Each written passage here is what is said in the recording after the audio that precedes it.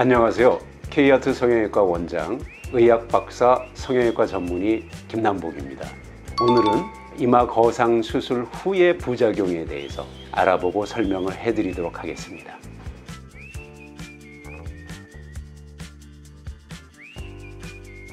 이마 성형 수술, 즉 이마 거상이나 볼륨 수술 또는 눈썹뼈 절삭 수술 후의 흉터에 대해서는 크게 걱정하지 않으셔도 되겠습니다.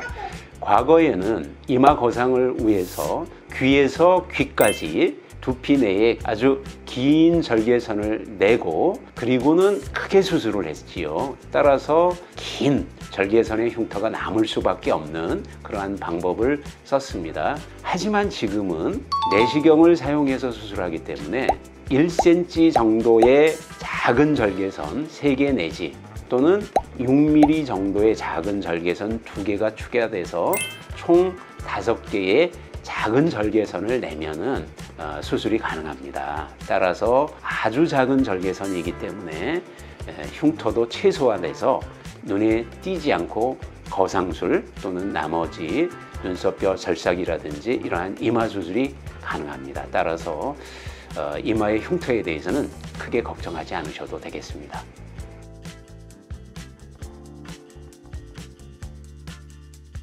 이마 거상 수술을 하면 우선 낮았던 눈썹이 위로 올라가서 아주 밝고 젊은 인상을 가지게 됩니다. 하지만 그 눈썹의 위치를 적절히 조절하지 못해서 눈썹이 너무 높게 올라가는 경우에는 좀 바보스러운, 우스꽝스러운 그런 인상을 좀 가질 수가 있습니다. 또는 눈썹의 기울기를 조금 잘못 맞춰서 바깥쪽만 올리게 된 그렇게 잘못된 경우에 사나운 인상이 좀 될 수는 있는데 그러한 경우는 매우 잘못되거나 드문 경우고요. 전체적으로는 눈썹이 올라가면 밝고 젊은 인상이 되는 것이고요. 또한 그러한 눈썹의 기울기는 우리가 수술 과정에서 어느 정도 조절이 되기 때문에 오히려 바깥쪽 눈썹이 높아서 사나운 눈썹도 우리가 안쪽을 더 올리고 바깥쪽을 덜 올림으로 해서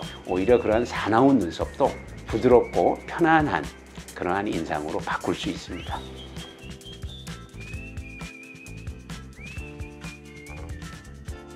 우리가 내시경으로 직접 들여다보면서 수술을 해야 되는 이유가 바로 그것입니다. 미간의 찌푸림을 방지하고 또 눈썹의 기울기도 어느 정도 고치기 위해서는 추미근의 절제가 반드시 필요합니다. 그것도 되도록이면 많은 양의 절제가 필요합니다. 이마로 가는 감각신경, 즉 상안화신경과 상활차신경이 바로 이 추미근을 통과하거나 근처로 지나갑니다. 따라서 추미근을 절제할 때 이러한 감각신경들이 다칠 수 있는 우려가 있습니다. 따라서 그러한 신경들을 찾아서 그 사이사이에서 추미근만을 절제하기 위해서 우리가 바로 내시경을 사용하고 그 내시경을 통해서 직접 신경을 찾아서 분간해서 그거를 피해서 수술하는 겁니다.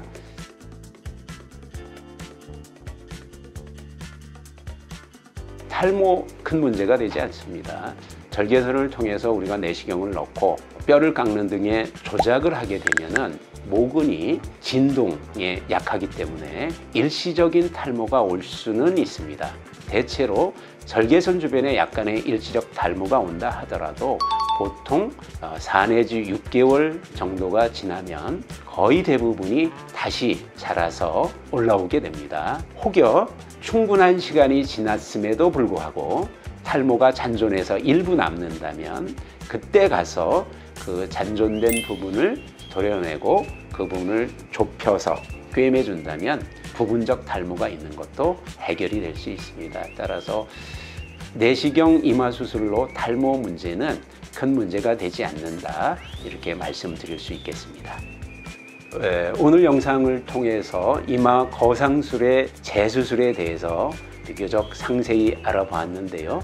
그래도 좀 더 궁금한 점, 상세하게 알고 싶은 점, 그런 것들이 있으시다면 우리 홈페이지에 질문을 해주시거나 카톡 아이디 K아트 PS362로 질문을 올려주시면 그에 대해서 자세하게 친절하게 안내해 드리도록 하겠습니다. 영상을 시청해 주셔서 감사합니다. 이상 K아트 성형외과 원장 의학박사 성형외과 전문의 김남복이었습니다. 감사합니다.